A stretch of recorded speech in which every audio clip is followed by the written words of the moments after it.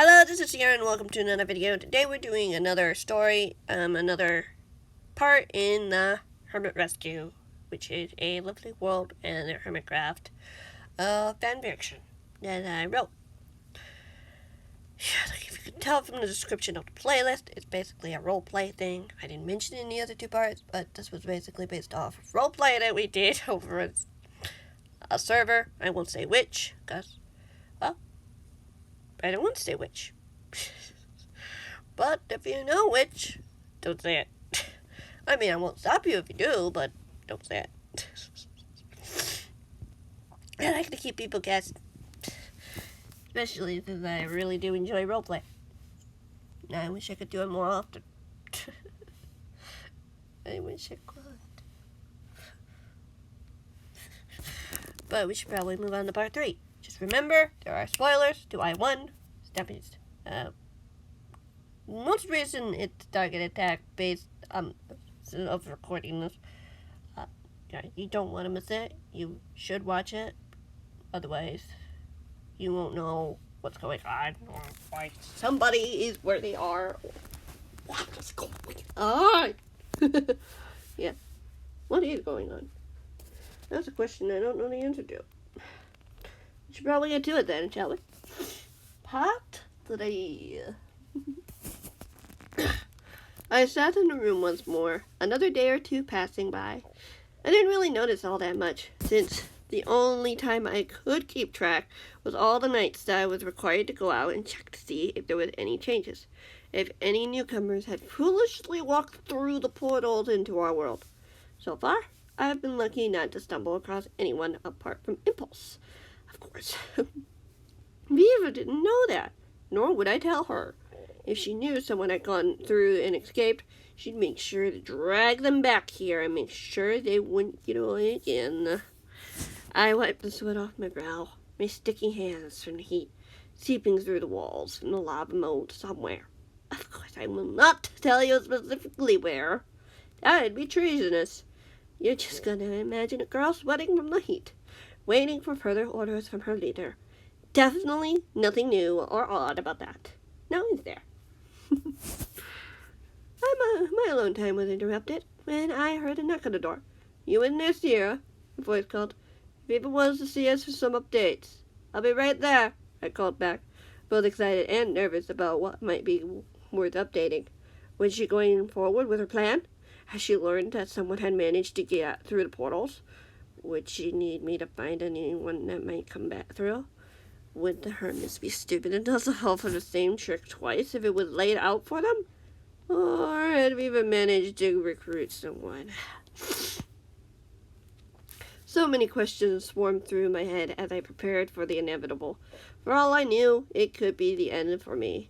She might know of what I had done and punished me for it. She expected each and every one of us to tell the truth, and the full truth. I certainly had not done that, in the slightest, since my run-in with Impulse. I did hope he was okay. Why did I even care for the Hermit? I don't know. But I couldn't let that distract me from my mission. It didn't take me long before I arrived at the castle to see a few other of our spies in the area as well.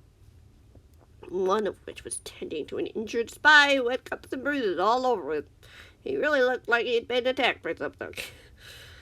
"It's good to see you finally arrived," Viva said calmly, relaxed and collected as she looked in my direction. Her smile didn't seem threatening in any way. It almost let my guard down. But I knew I had to stay alert. As you can see, I may have sent one of our own through one of the portals to see what they could find. And he returned, having been attacked by one of the members in that world.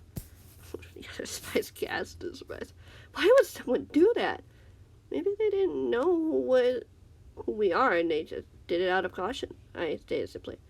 "Oh, he knew all right," the injured spy said bitterly. "He told me to get out and stay out and wouldn't help me when I brought up the mission." "How could he possibly have known that?" Viva asked the injured spy with weariness. "Someone told him," the injured spy said. "I wasn't able to ask who." Interesting. Viva nodded her head slowly, looking over in my direction. Are you sure you saw no one come through during your patrol of the portals? Yes, ma'am, I lied, keeping my expression as stone and still as I possibly could. My heart was racing. My legs felt like lead. I so badly wanted to run out of there, to shrink into a corner, out of sight, out of mind. Viva had to suspect something was up. Perhaps he or she slipped through your searching. Viva pondered, shrugging it off as I tried not to sigh in relief as she went on. I'm going to enact a plan.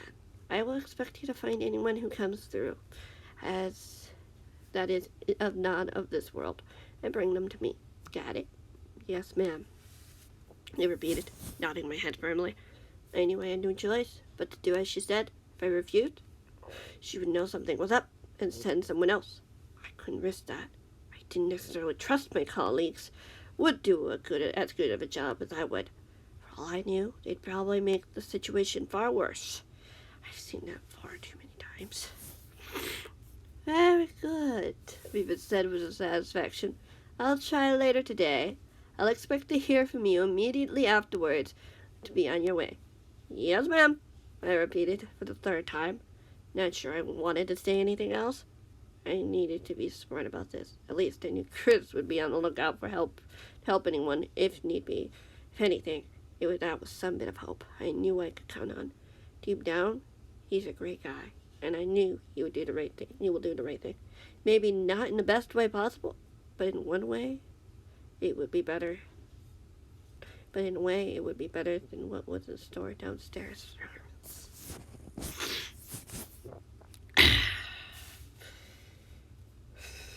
A few hours passed as I waited outside the castle for a report from Viva Dash. So far, it was relatively quiet here on the island, apart from the lava moat below and the half-burned terrain surrounding it. The black stone walls surrounding the castle towered over me as I peeked around the corner, seeing Viva tinkering at the machine. I couldn't be sure what she was doing. A part of me knew it couldn't be good. Sure enough, I heard a cry of delight come from Viva as she stepped away from the machine. I decided to walk precariously across the netherite bridge over to her. Is it time? I asked nervously, and she turned to face me. We were on our own in the castle, the other spies going out to the town on their own missions. It is time. She nodded in approval. I think it worked. I need you to go look for some of the new potential recruits. Do you think they'll want to help us after taking them out of their world? As far as they're concerned, it was Stampy's doing, not ours, she said slyly, and she smiled. I'm sure they'll be willing to cooperate, not that they have much of a choice, do they? Yes, ma'am, I agreed. It was a sour taste in my mouth. She really was starting to sound a lot like his target now, more than I was used to. Perhaps taking charge was starting to get into her head, or perhaps I was only imagining things. I will see what I can find. It should be 5 people who have managed to get through, she replied, matter-of-factly. The portals are closed, so they won't have anywhere to run to. They could run to Stampy and his friends, I pointed out. That's where you come in. Stop them, she chuckled. You really are good at that. Yes, ma'am, I replied, so I took a step back towards the bridge, just about catching Viva wishing me well as I walked out of the castle and down the netherite path. I headed to my way to finding whoever Viva had managed to snatch out of the world. I walked down the birch and spruce checkered path as I tried not to think about what I had to do as I looked around. It was in the middle of the day, which meant Stampy and his friends were out and about. I didn't know where they were, nor did I care to. Of course, unless it meant that was where all the hermits decided to go, so I doubted that would be the case. My thoughts were interrupted when I heard a commotion not too far away, over near the pretty kitty spot, as I managed to catch up to the commotion. One of Eva's spies had managed to catch someone, and was holding them firmly as they dragged him down the path. Sarah, there you are. I was just looking for you, the spy said cheerfully. Just found this guy wandering around and thought I'd take him to you. Seeing as we've put you in charge of the recruiting. Right, I said slowly as I met eyes with someone I hadn't expected to see so soon. The poor hermit looked terrified, relieved to see me. I can take him from here. No need to manhandle him. But he might get away, the spy said wearily. He won't, I assured the spy with a smile. The spy nodded their head with understanding and let the hermit go as he ran off elsewhere to do something else. I thought I told you not to go through the random portals, Impulse, I told him matter-of-factly. I didn't have much of a choice this time. It came out of nowhere and sucked me in, Impulse admitted apologetically. I didn't know a portal could do that. Neither did I, agreed with his friend. You are okay, though. You're not hurt? No, Impulse stated with a smile. I didn't say anything at first. Looked him up and down for a moment. You know who was sucked in with you? Wait, more of my friends are here? Impulse asked in alarm. Yeah, I said. Do you? I don't know. I didn't know, Impulse admitted. Well, we need to find them, and I need to take you all back to the castle, I said with a sad smile. Viva will be waiting there. I'm not sure I want to go with you, Impulse said skeptically. I know you don't, but you don't have much of a choice. Viva closed all the portals, and if you don't do what she wants, then you won't be able to go back home, I told him, looking away from him as we started to walk. Is she actually going to go through with it, though? Impulse replied simply. It's up to her, and hit the target once we get him out, he confirmed. You need to come back with me, Impulse. It's the only way, until I can come up with a plan to get you and your friends home. How do I know I can trust you? Impulse questioned. That's a choice you have to make, he smiled sadly. I have no power over what you do. Grateful for that. I am. Trust me, I am, he said with a nod as he looked around the area before he spotted something off in the distance. It's you guys see Tango. I looked up, and sure enough, I see someone up ahead. His bright, fuzzy blonde hair almost glowing in the sunlight as Impulse called out. Hermit turned, his red eyes observing them thoroughly. Looks like you're in a similar predicament, I said casually as we met up with the Hermit. Right, and what exactly is going on here? Tango questioned, looking between the two of us. It's a long story, but Sierra here says she can help us, Impulse said quickly. We have to follow her, though. She didn't really explain why. I see. The Hermit nodded his head again. It's better if I come back with at least one of you, I replied. Viva won't get suspicious of me and what I'm doing. What are you doing? Tango demanded. Helping you? I smiled slyly. Not sure I get it. Tango said softly. We can talk when we're somewhere more private, I promised. Just trust me for now. It might not be good at the start, but I have a plan. Let's hope it's a good one, then. Tango said matter-of-factly. Definitely not letting you just take Impulse back there. There, it jiggled. Follow me. The Hermit reluctantly agreed as we began to head back to the castle, stopping for a moment as I had seen someone approaching. Spotting Chris with two other individuals, one of a man in a dark gray suit, and another appeared to be a blue slime in a white hoodie. Mumbo and Jevon. Impulse explained quietly. Are they safe with that guy, Sierra? Very much so, I reassured him.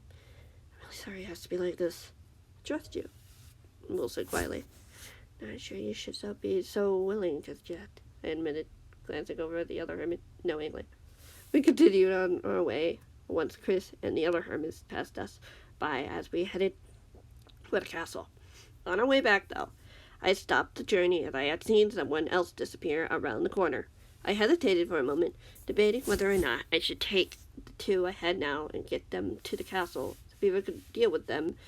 Deciding it was better option, I led the hermits toward the castle.